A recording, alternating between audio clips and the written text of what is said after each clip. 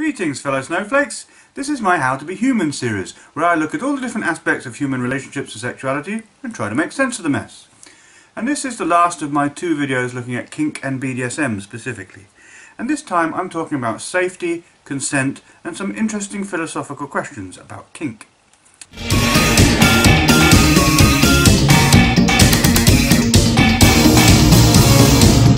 Domination's the name of the game. In bed or in life, they're all just the same, except to one you're fulfilled. At the end of the day, let's play master and servant.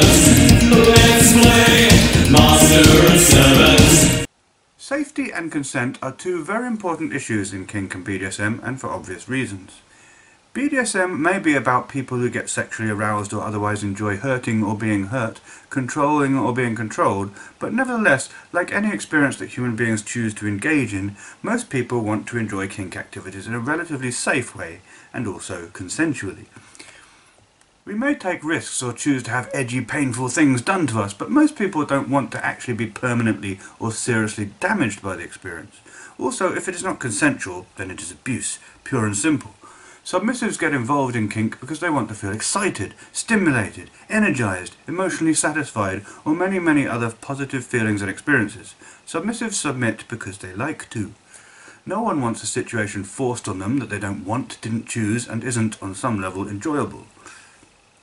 Because BDSM is by its very nature edgy, often involving power exchange, the creation of unequal dynamics, pain or restraint, it is even more important than with any other exchange between human beings to ensure that safety and consent are of paramount importance and are carefully considered when setting up a scene. Certain acronyms have been invented to educate newcomers and help them feel safe and secure about what they're getting into. One of these is SSC, Safe, Sane and Consensual. The other is RAC, Risk Aware Consensual Kink.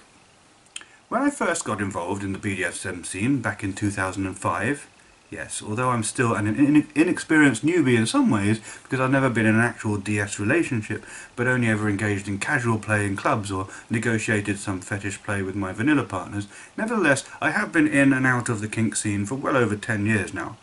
Anyway, back then the term SSC was the most common, but over the course of the years I've seen the term RAC slowly but surely become the more prominent and preferred term. And the reasons are clear.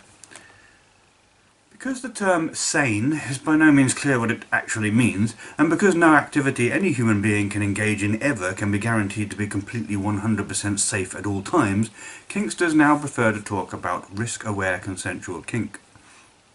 Risk-aware means that there are bound to be risks, but if you know what they are, then you can minimise or eliminate them as much as possible. It also means that one can know what the risks are but choose to engage in the activity anyway. Consensual is still at the core of this acronym, and basically that's what's important. Make sure you know the risks of what you're doing and take steps to minimize them and make sure it is consensual. Safety is very important. A lot of BDSM activities carry a lot of risk of something going wrong because a lot of them involve pain. Even things we might think of as relatively safe have risks of things going wrong. If you are smacking someone with something and you accidentally hit where their kidneys are, for example, then that could be dangerous to their health. If you tie someone up, then you could potentially cut off their circulation if you do it too tightly, do it wrong, or if they have a condition that makes that particularly risky for them. For this reason, a wise dominant will learn and practice what they do, so as to care for the submissive and make sure they don't accidentally inflict real harm or damage. Also, it is very important that the submissive tell their dominant about any health conditions that might affect play. The submissive would do well to learn about potential risks and dangers of play they wish to engage in too. After all, your first responsibility is always yourself. And consent is paramount. Of course it is. We may consent to give over our power to another human being for the course of a scene. Maybe you want to sign a contract to say that you are owned by another human being for the stretch of time that you're in a relationship with them. But you should always be able to say stop to a situation if you're in a bad space emotionally, or really not enjoying it, or on the edge of being traumatized or psychologically damaged by it. Non-consensual BDSM is just abuse at the end of the day. Abuse is morally wrong, of course, and abuse is not really what BDSM is about, despite appearances.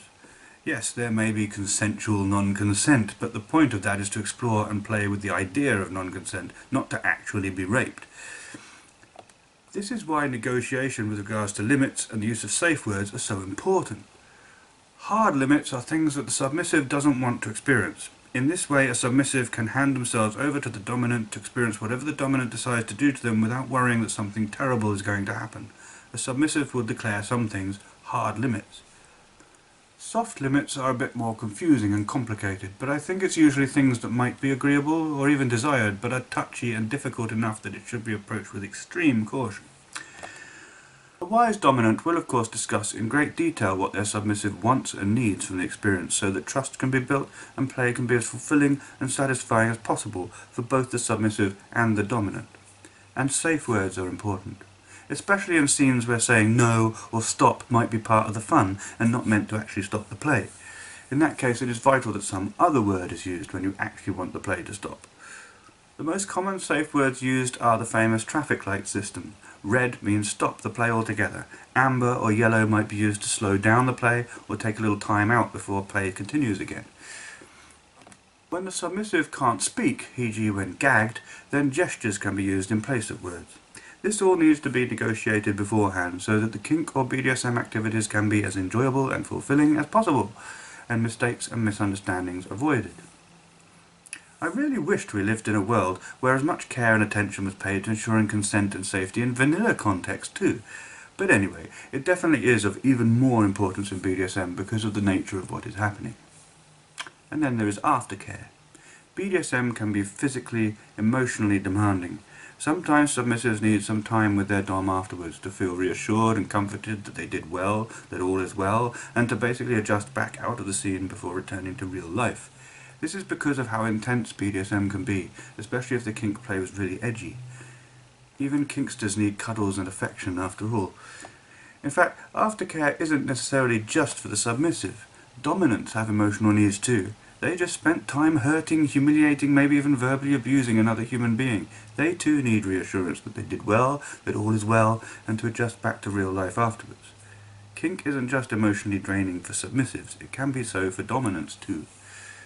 As someone who is naturally submissive but has switched for a partner before, I can tell you it can be exhausting and emotionally draining being the dom. Because BDSM has a lot of potential for risk and is so edgy by nature, a number of important questions come to mind about it. Is a tendency to enjoy kink and BDSM an indication of psychological damage or ill health? Is BDSM incompatible with feminism and equality?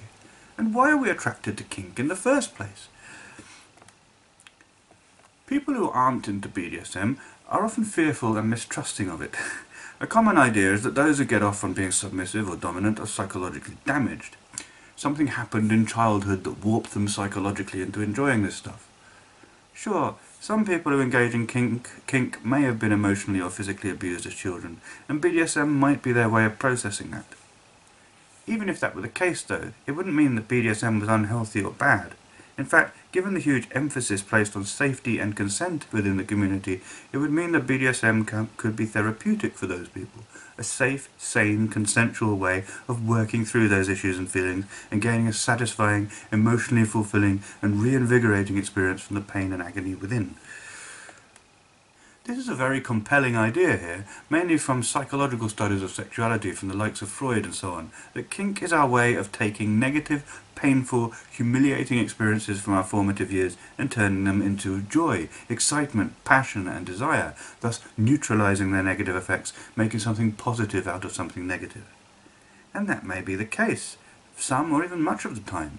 But that doesn't make us sick weirdos, and it certainly doesn't make kink dangerous or wrong. It actually means that kink can be powerful therapy, a positive healing force in the world. However, it is also the case that many people enjoy aspects of kink that have nothing whatsoever to do with any formative experiences they had or any childhood abuse that they suffered. Emotionally well-adjusted people from loving, comfortable family homes can also enjoy kink. There are many of those people too. So there is a wider question here of what exactly attracts people to kink, which I will address in a moment. So all I will say at this point is, as compelling as an idea as it is, and even though it may be true in some cases, nevertheless the notion that all people who engage in BDSM must be psychologically damaged nutcases who suffered from abusive parents or caregivers when they were children is inaccurate and easy to debunk. But before I share my thoughts, about why people are attracted to kink, there is another question that demands our attention. Is kink incompatible with ideas of equality, and is it fundamentally unfeminist? It shocked me when I first came into contact with the BDSM community that there were so many more male dominants and female submissives than the other way around.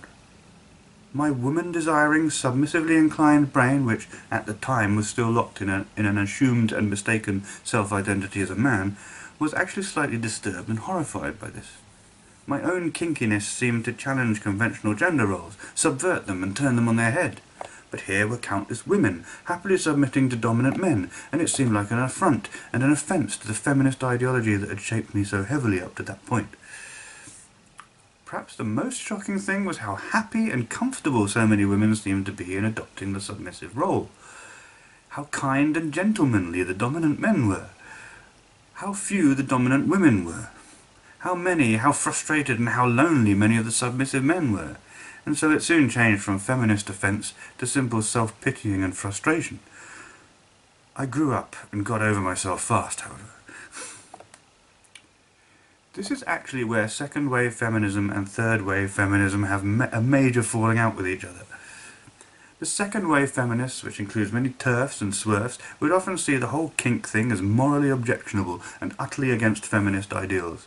An abhorrent display of patriarchal domination of women, women complicit in their own subservience, and somehow, although it boggles my mind as to how, even see dominant women and submissive men as somehow indulging in and recreating twisted patriarchal ideals and sexism. There's the problem with that analysis of the situation. There are male submissives, loads of them, and the female dominants, though rare, do also exist. There's enough of them around that femdom events are a thing after all. Plus, of course, there are gay couples that engage in BDSM. There are lesbian couples that do. Surely these various dynamics can't all be examples of male supremacy, female subjugation, patriarchy and misogyny. Otherwise you're in a very strange position of saying that patriarchy sometimes involves men being hurt and dominated by women. At which point I wonder why you're even talking in terms of sexism at all, since it clearly doesn't matter what the genders are anyway. Also, given the huge amount of male submissives there seems to be, with only a limited amount of female dominants around to cater to their needs, it really seems like a situation where the needs and desires of men are being neglected in favour of those of women. Clearly women often, usually, prefer being submissive, which is a real problem for second-wave feminist ideology. No wonder they get mad at things like kink. It kind of challenges everything they say about sex, and makes most of their theories look foolish, incomplete, and just plain wrong. I think, in any case, if someone wants to experience something, if they consent to it, if they choose it, if they positively enjoy it, then it is stupid and pointless to talk about it being a sign of inequality, subjugation, patriarchy, or any of those things, even if it seems that way on the surface. People like to hit each other with rubber sticks in the middle of the woods. People like to jump out of planes or bungee jump. People like to scare themselves shitless with horror films or roller coaster rides. There are a lot of positive, enjoyable pastimes that people engage in that might seem scary and horrible to people who aren't into them. But if it is chosen, if it is a positive, enjoyable experience to those who are doing it, then it is okay. There is no abuse or inequality happening, no matter how it might seem to an outsider. And third-wave feminism seems to understand this. I still don't know why so few women are dominant. It's annoying, really, but the fact that there's no shortage of submissive men only makes it clearer that this has nothing to do with men subjugating women, and everything to do with the choices and needs of the people involved. Both women and men. And the rareness of dominant women just makes those beautiful goddesses all the more special, doesn't it? But talking of roller coaster rides and horror films brings me to my final question. What is it that attracts people to kink and BDSM in the first place?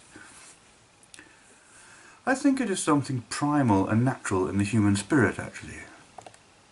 Not everyone is into kink, of course, and those who are come in many, many different forms, but it's actually not surprising that human sexuality can be kinky. As horror films, roller coaster rides and extreme sports show, the human reward system in the brain is a little bit odd when it comes to adrenaline. Adrenaline is released when we are angry or frightened. It's the old fight or flight response. Yet the funny thing is, without any actual risk or danger, the release of adrenaline can actually be exciting.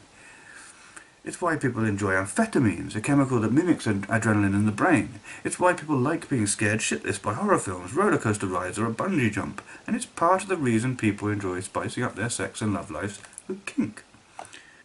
I think it's part of our primal animal-like nature that we seem to enjoy sex most when it's passionate, exciting, a little bit dangerous. And hey, even vanilla folk are not immune to this idea. It's why illicit affairs, sex in public places, casual sex with strangers and the whole bad boy or bad girl aesthetic remains popular. Cuddles and love are all very well, and equally important of course, but people want passion and excitement in their love lives too. And we think up all kinds of inventive, fun ways to find it. Nice can be bland, edgy can be fun. Kink just takes this one step further, and most kinksters are actually the nicest people you'll ever meet. One part is our primal animal nature, but the other part of the reason is actually very human. We are imaginative creatures, creatures of the mind. We constantly associate things with other things, creating symbols and metaphors, and we like to daydream, invent fictions and stories, and when we meet like-minded people, then we may well choose to act out these stories. That's why LARPing and tabletop role-play games are so popular, why people dress up for science fiction conventions, why people like to act in films and plays. It's because we're storytellers by nature, and we love to indulge our imaginations. It's inevitable this would spill over into sex. Many of us have elaborate sexual fantasies that we turn to when we self-pleasure. A whole industry has arisen that caters to this for people who are too tired, lazy or unimaginative to do it for themselves, or just crave some visual manifestation of their private thoughts. It's called pornography. Fetishes are formed when our imagination makes a connection, an association of something seemingly non-sexual with sexual desire and arousal, so the non-sexual becomes sexual because of our inventive human minds. People dream up inventive, exciting things we can do to each other with the most mundane of objects or the most obscure of devices. People roleplay and fantasize about situations which in real life could never be sexual without someone getting into trouble, but when acted out consensually with a romantic or sexual partner, help us reach the highest heights of pleasure and bliss, of naughty satisfaction. The sexual imagination is key to a lot of things that are considered kinky. And I wouldn't be surprised if it turns out that the most imaginative and creative amongst us are also the ones who are most likely to be kinky rather than vanilla. In the end, kink is no better or worse than vanilla sex. It's just different. One of the many fascinating differences between us that makes the world such an interesting place. Next time will be the final part of How to Be Human, when I look at the intriguing, confusing, controversial world of sex work, and hopefully do a better job of it than the last time I spoke about it. Until then, be kind to yourselves and to each other. We're all different, we're all special, snowflakes unite.